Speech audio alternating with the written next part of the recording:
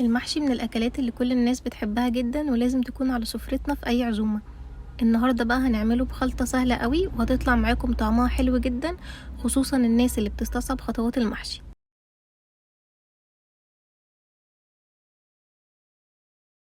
أول حاجة هنبدأ بيها هي تشكيلة الخضار اللي هنعملها. أنا عندي هنا بتنجان وكوسة وفلفل وطماطم، وعلى فكرة محشي الطماطم بيبقى حلو جدا هو والبصل، بس أنا النهاردة هكتفي بالطماطم بس.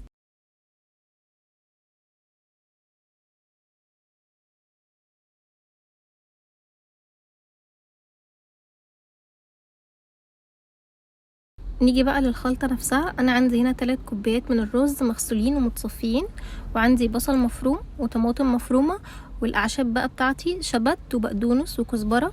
عندي 3 فصوص من الثوم المفرومين، وعندي نص كوباية من الزيت او السمنة، ممكن نعمل ميكس بينهم، وعندي نعناع مجفف والتوابل بتاعتي. كل المقادير دي هكتبها لكم في صندوق الوصف تحت الفيديو. هنخلط بقى كل المكونات بتاعتنا دي مع بعض،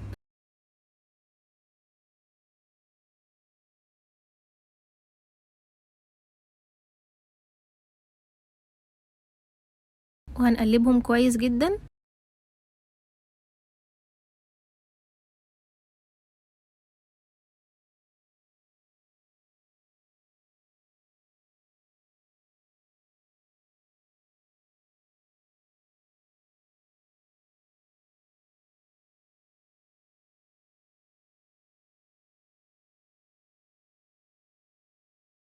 وهنبدأ بقى نحشي الخضار بتاعنا بالخلطة.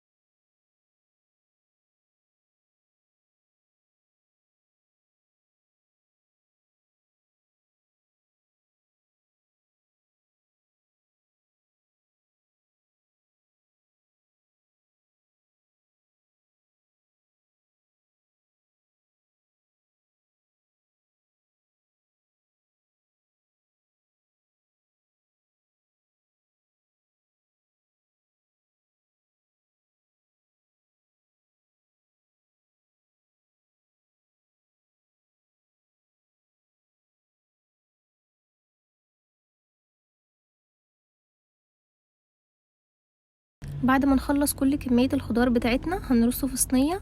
وعندي طريقتين للتسوية، اول واحدة التقليدية اني احط الخضار في حلة واسويه على البوتاجاز من فوق، والتانية اني ارصه في صينية وادخله يستوى في الفرن.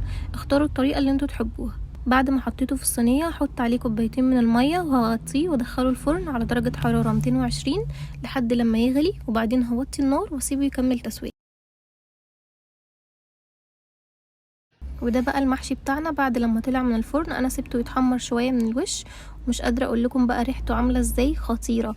جربوا الطريقه دي وهتعجبكم جدا، وبألف هنا وشفا.